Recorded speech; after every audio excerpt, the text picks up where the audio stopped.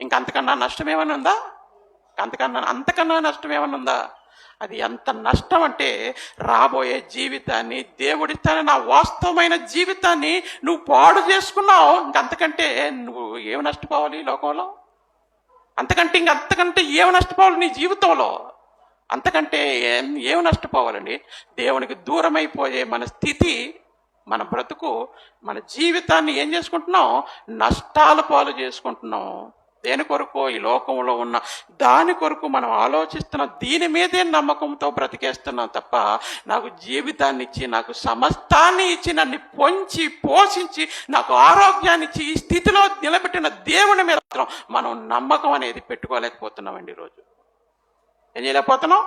సమస్తాన్ని ఇస్తున్నది దేవుడు, నన్ను నిలబెట్టింది దేవుడు, నన్ను నడిపిస్తుంది దేవుడని ఆ దేవుడి మీద నమ్మకం మనం ఉంచి బతకలేకపోతున్నామండి. మన ఆత్మీయ